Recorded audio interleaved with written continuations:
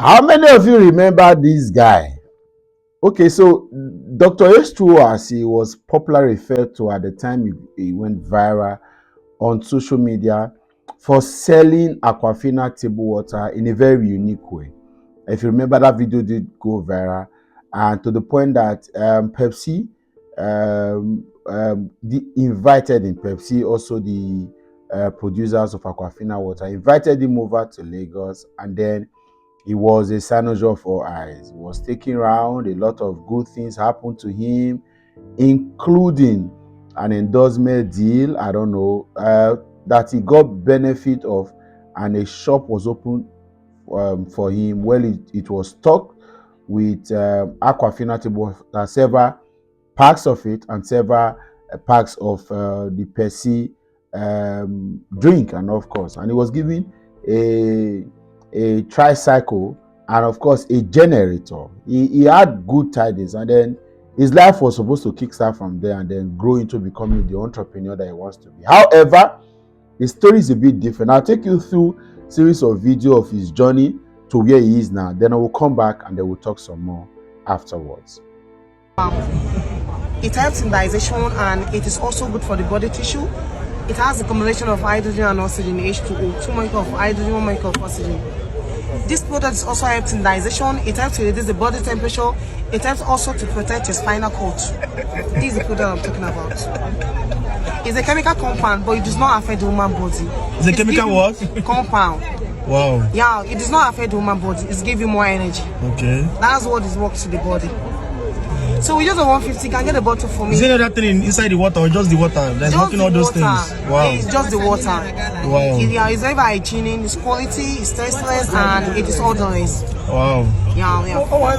So with just a 150, you can get a bottle for me. In any catching convenience, you can actually do your transfer just to make yourself comfortable. I want to do transfer. Yes.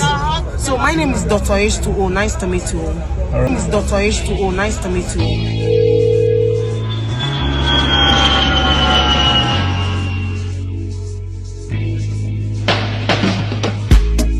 I'm so excited. I'm done freshen up. I'm heading to Aquafina office.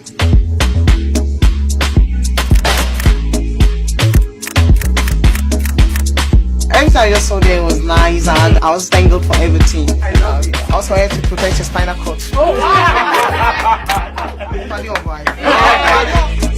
Nice to meet you. Good day everyone. Nice to meet you. My name is Dr. H2O. Please Nigerians, please. I'm just begging you guys to forgive me. I know let me just tell you the reason.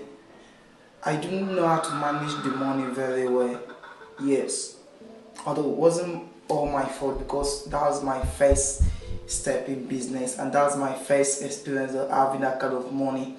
So I just want to please ask you guys for a favor, ask you guys for another chance. I'm going to make you guys proud. I'm very, very serious. You know, no one is above mistake. It's all about my mistake. It's all about what I did in the past. I'm so sorry, Nigeria, that you guys should have me see. Please forgive me. Please forgive me. Please. I'm just begging you guys to forgive me so that I'll go back to where I was before. It was easy for me. Now, what I do hot water in the streets. Now, number two, I also fetch firewood for somebody. I also fetch water. I did a lot of things. Please, I need help from you guys. Please, Nigerians, I need help. Please, I'm just begging you guys. Please, Nigeria, please, I need help from you guys. Please, pardon me. Please forgive me. I'm just like the prodigal son. Please, I've learned from my mistake. Please, I need you guys help again. I need you guys help again. I cannot just do without you guys. I cannot just do without you guys. I need you guys help again. Please, Nigerians, please, please, please help me, please. Please, Nigerians, please. Thank you very much. So after all of that glad tidings that came, I was shocked to see him appear on Today Edna's page a couple of hours ago with he needs help. So he was the last or the least of the persons I thought would ever be, because for him, he wasn't giving physical cash. A shop was open for him. Though in his appeal, like you watch now, I didn't remove any part of that video. There's nothing specific he has said that happened to him. No tragic incidents, whether government policy or program, whether he was attacked, he was robbed, or whatever. According to him, he said it was his first time of touching that kind of money. And then it broke me. I think I said it a couple of days ago when I was talking about this fish pan. Wow! When we were talking about the guy, I said, when you pray for God to bless you, please activate the capacity to handle the blessings first. You see, we are in a generation of giveaway. Anything can make you go viral. Anything can make you become a viral sensation, become a social media sensation. But if you do not have the capacity to managing all of this, you will go back to where you are coming from. I swear to God, financial management, financial literacy, and all of these things, lifestyles, are things that you must build capacity. See, when God increases your financial level, please stay where your lifestyle has been. Stay there. A lot of us, I was telling a friend of mine some days ago, I said, I was only back in Nigeria, just so you know. I didn't mention it. Don't mind me, I'm not someone that's very. I was only back in Nigeria, and then I brought. I want to be as humble as possible. Okay, I got a few cash I took because I was going to see family, see friends, do a few things. There were things I could naturally I used to do, would not be able to do, right? I didn't have a home in Nigeria anymore, so I was going to stay in a place and all of that put together.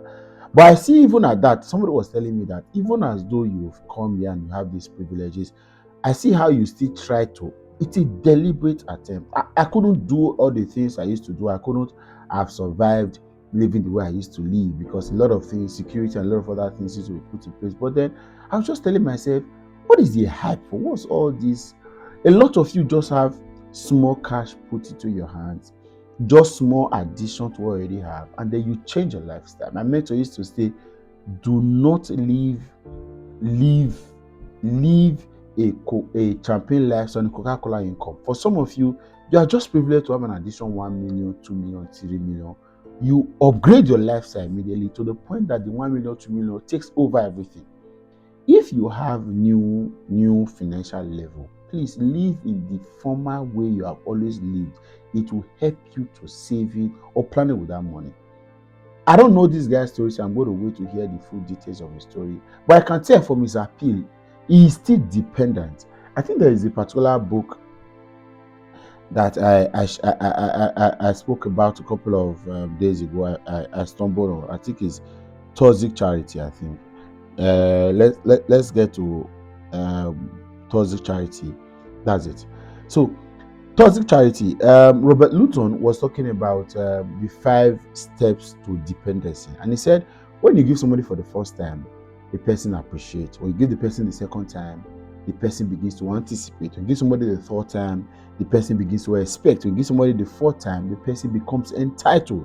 When you give somebody the fifth time, the person becomes dependent. You have given to them at all. For him, if this guy, for any reason, for example, at any point in time, if he realized that he had made a mistake and he began to also hustle to get himself back, it would have been better. Now he's dependent on the society to getting him back on his foot. That's a problem, because he has received. That's what giveaway does. Because you think you have received help from people, you grow to a point where you become dependent. So that's the problem. Now you've made errors with your financial life. You made mistakes, and then instead of you to put yourself together and continue to use whatever is left, you are coming back to the people to request for another chance. And by that, you are saying people should donate again. Because, of course, you know that we are quite emotional people we are going to. I am not saying nobody should donate to this guy. But I'm saying, have you learned your lesson? By now, I think you should be sitting before a therapist or a coach. A lot of you, see, do not joke. And I've said it before, young people, don't joke with mentorship. If this guy had a mentor that I was listening to, and even as that blessings came, he stuck with his mentor. The mentor already knew his lifestyle. The mentor knew his excesses. The mentor knew his challenges. the mentor will be able to guide him in not making this mistake. And I say it everywhere. And one of the huge benefits of what mentorship is, right? I was groomed and trained by a mentor, and then I know the advantage it gives having a mentor. But a lot of you guys do not have coach, you don't have mentors, you don't have financial capacity. Some of you need to start to, before you start to pray for God's blessing, please go and learn financial management and financial literacy, how to manage wealth, how to live within your means. It will help you, and even how to bounce back, because some of these things, he got really depressed, and now you see that he's already down to zero, and then he's not seeking for help. But if you understand a lot of these things, you see that he'll be able to put himself together and get back on. At least there is always going to be one thing. If not, his social media capacity is already a capital that he can build with, or he can build on, to leveraging himself into having more opportunities available. But you see, he's back to the people requesting for financial help again. And then I beg you, young people, give away will not change your life. Sudden help, sudden support, sensation, social media virality will not change you if you don't build solid capacity. Build a foundation where whatever is going to come. TDJ just preached a message several years ago and said nothing just happened. Why things can happen in the sudden that could be strange to people, but you should have built the kind of foundation, the kind of capacity that could hold on that thing that comes. There will be opportunities. People say opportunity comes but once. I don't believe in that, but there will be several opportunities that will come your way. But if you don't build a foundation, the capacity to how to recognize opportunity, take hold of opportunity and use it and run with it, and then use that for your own growth, you will always be in crisis. You always make mistakes. Reduce greatness is how you're able to reduce the number of avoidable mistakes you can make in your life. I really pity for this guy, right? Someone said he should drop the accent so that he can be helped. I think I agree. There's no reason trying to talk in a certain way. Like, drop the accent so you can be. I don't know if whoever wants to, but this I'm not shading the guy, but this is just a lesson for any of you. I may also be praying for God for help. We used to pray that time that we walk around, we see 1 million on the road, see 2 million on the road. But I can tell you, I was telling myself a couple of weeks ago, if I had even seen 1 million on the road or 2 million on the road, I swear to God, in another 1 month I would have squandered it, because I didn't have the capacity to have managed that. And like I said in that my video, and that is the truth, somebody corroborated it. If your capacity is 20,000, even if you are giving 20 million, you will waste that 20 million till you get to 20,000. So what you need to do is to build up your capacity to be able to grow financially, so that whatever money that comes around you, you have the capacity of managing it. For some of you, you have a 50,000 naira capacity. So no matter what you try to do, it until your money gets to 50,000 naira, you will never have sense. I'm sure the lessons here are enough. I'll catch you another time. Bye for now.